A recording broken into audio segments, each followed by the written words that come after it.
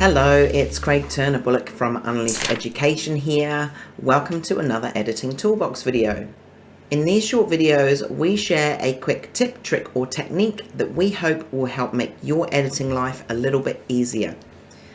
Today, I thought we'd take a look at fixing color casts on grey or blue dogs. Believe it or not, there is a difference between grey and blue dogs. The blue dogs are actually a genetic mutation. It's a dilute gene that dilutes black dogs into this lighter colour, and it gives their fur this kind of a bluish tint through it. It also affects their paw pads and their noses. Things like greyhounds, blue staffies, blue Great Danes and blue border collies all carry this dilute gene. But then you've also got grey dogs, which are, other dogs of that kind of grey coat, things like bearded collies and that sort of thing. So there is a difference in it kind of genetically, but in terms of how they appear, it's kind of similar. I find that the middle kind of grey of these dogs definitely takes on colour casts a little bit faster when you're working on your edits and adding saturation in and changing white balance and all of those things. And it's really just good practice just to try and get the colours of any dogs that you're editing really to look as accurate as you possibly can. Of course, you do have to take into consideration the light that you're shooting in as well. So if you're shooting in full sun, for example, then obviously the light on the dog is going to be a bit more contrasty and a little bit warmer. This photo we're working on today was taken in open shade. So we're right at the edge of the forest here. It was quite cloudy behind me, and so it's not quite as warm and contrasty. So I'm going to bear that in mind as I finish off this edit. We'll get started. I've made a few basic adjustments already and I'm pretty happy with how the image is looking overall. Like I said, there are just some color casts that I want to fix. So we can increase our vibrance and saturation all the way to 100, and you can actually see what the color casts are more clearly. It becomes much more obvious the more color we throw in there. So if I zoom in, you can see it's quite magenta. We do still have a little bit of blue here, but coming down onto the dog's back, it's quite yellow as well.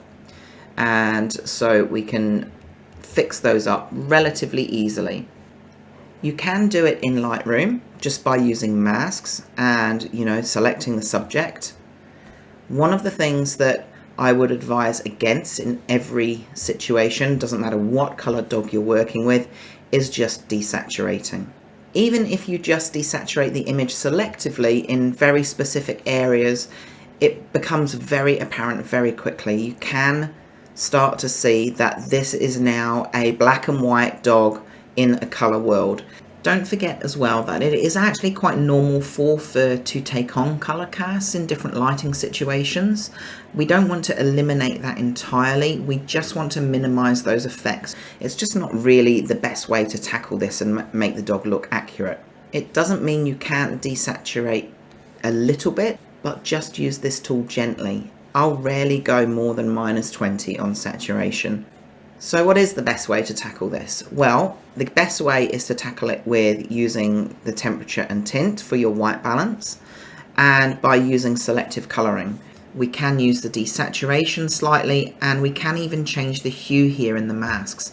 However, I'm going to use Photoshop today because you get much more control over what you're doing, and we can do different things with different layers and control the color cast a little bit more correctly.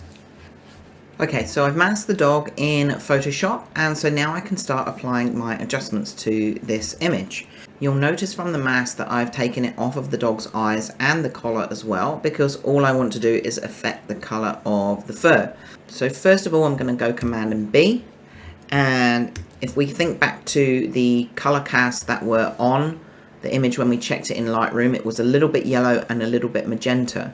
So I'm actually going to add some blue, which is opposite to yellow on the color wheel and in your color corrections and white balance sliders.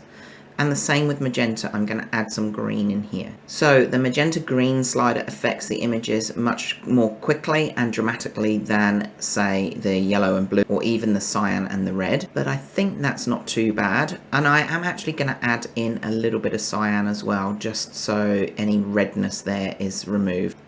And actually, if we preview that and take it off, I think we're already looking much better, although perhaps we've gone a little bit heavy on the greens there. Yeah, that's better. Okay, and then I'll go Command and U, and we can take a little bit of saturation out overall. Like I said, I don't like to do this too much, but then we can actually go from master, we can selectively change colors in here as well. So let's go to magentas. Again, you can take saturation out of the magentas if you want to, very small amounts, but what we want to change is the hue of those as well. So let me increase the saturation and show you how it deals with this. So changing the hue just basically changes those colors. And so we want to go from that kind of, let's set that back to 0. We want to go from these kind of magenta tones to those cooler tones as well. And we've got most of it there, so let's take that saturation back down. And we can go and actually desaturate it a little bit as well. Then there was still some yellows in there too, so let's go to yellows. We'll increase that all the way. We've gotten rid of most of the yellow actually, so I don't need to change anything there.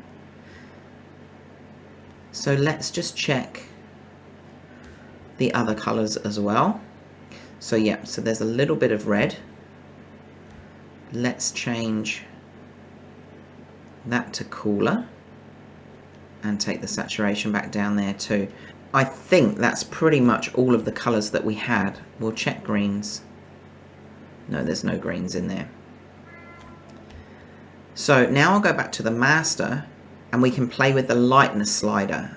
I actually don't think we need to worry too much about the lightness on this image, but you can play with the lightness in the overall image, or you can do that with selected colors as well. If we have a look, that's how the image was before we changed those settings, and that's how it looks now. I think we're looking much more accurate there. Then really it's just a matter of changing the layer opacity to taste. If you feel you've maybe gone a little bit too far in your adjustments, you can just take the opacity of this layer down a little bit. So what I have noticed is we do still have some kind of color cast here from the reflection, I guess, of the redness of the collar. So I'm going to duplicate this layer again.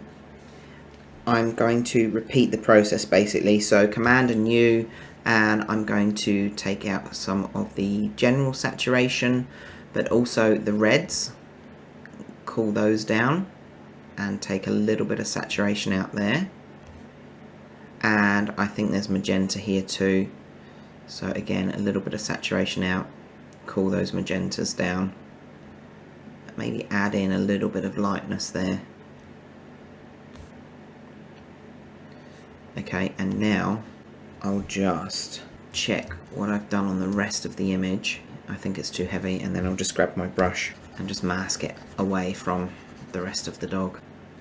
And that's basically it, guys. So I'm going to finish up the rest of this edit and I'll show you the finished result shortly.